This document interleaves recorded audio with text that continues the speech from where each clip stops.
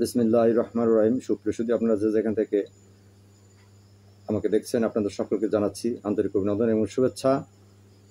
এটি আমার 1975 সালের 15 আগস্টের সেনাঅভ্যুত্থানের নেপথ্যের দ্বিতীয় পর্ব। এখানে আমি মেজর ডালিমের সাথে শেখ কামালের যে দ্বন্দ্বের সৃষ্টি হয়েছিল তার কিঞ্চিত ইতিহাস, প্রত্যক্ষদর্শীর ভাষ্যমতে যে সত্য ঘটনা, সেটি আপনাদের সামনে তুলে ধরতে যাচ্ছি। বন্ধুরা, আপনারা জানেন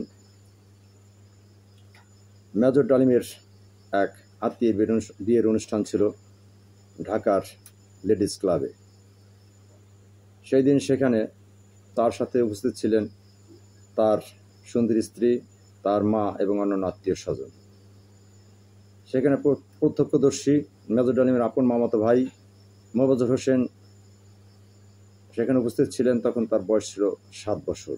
তিনি নিজ চোখে যা দেখেছেন এবং নিজ কানে যেটি শুনেছেন তিনি সেটি প্রকাশ করেছেন। তার সেই বক্তব্য মতে সেই দিন ওই অনুষ্ঠানের গেস্ট হিসেবে রাষ্ট্রপতি শেখ মুজিবুর রহমানের বড় ছেলে শেখ কামালও সেখানে উপস্থিত ছিলেন। শেখ কামালের সাথে মেজর ডালিমের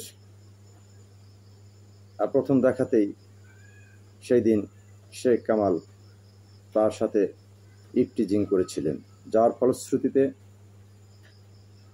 তার সাথে কিছুটা কথা কাটাকাটি হয়। এই কথা কাটাকাটির এক পর্যায়ে মেজর ডালিম কাছে এসে তার সাথে কথা বলতে গেলে সেখানে তার সাথে উত্ত্যক্ত বাক্য বিনিময় হয়।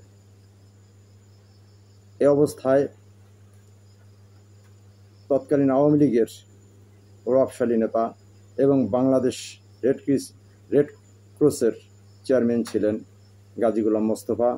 তিনি তার সশস্ত্র ক্যাডার বাহিনী দলমল নিয়ে সেই দিন ঢাকা লেডিস ক্লাবে এসে উপস্থিত হয়েছিলেন এবং তার সাথে অর্থাৎ মেজর ডালিমের সাথে এবং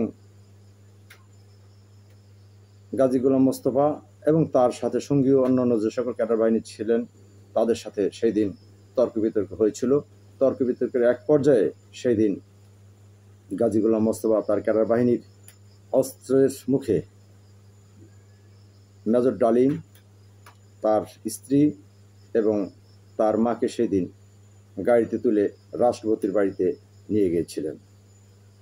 সেখানে নিয়ে যাওয়ার পরে মেজর ডালিমের যে সকল সেনাবাহিনীর অফিসার বন্ধুবান্ধব ছিলেন তার এই সংবাদ পাওয়া মাত্র 25-30 জনের একটি দল সেই দিন রাষ্ট্রপতির বাড়িতে গিয়েছিলেন। তারা ভেবেছিলেন রাষ্ট্রপতি হয়তো এটির ন্যায় বিচার করবেন, কিন্তু তারা সেখানে উপস্থিত থেকে যেটি দেখলেন শেখ মুজিবুর রহমান তার ছেলে এবং আওয়ামী লীগের প্রভাবশালী নেতা গাজী গোলাম মোস্তফাকে তাদের আশানুরূপ কোনো বিচার সেদিন তিনি করেননি, যার ফলশ্রুতিতে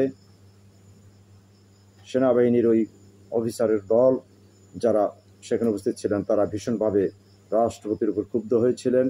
তারা সেখান থেকে নিজেদেরকে অপমানিত বোধ করে সেখান থেকে তারা ফিরে গিয়েছিলেন, যার পরের ঘটনা আপনারা তো সেই ইতিহাস জানেন।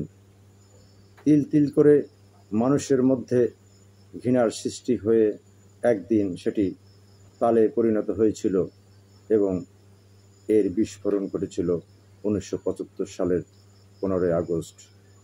আমি আজকের এপিসোড এখানে শেষ করছি এবং পরবর্তী এপিসোড আপনাদের দেখার জন্য অনুরোধ রেখে আমি আমার কথা আজকে এখানে শেষ করছি। খোদা হাফেজ, আসসালামু আলাইকুম, ধন্যবাদ।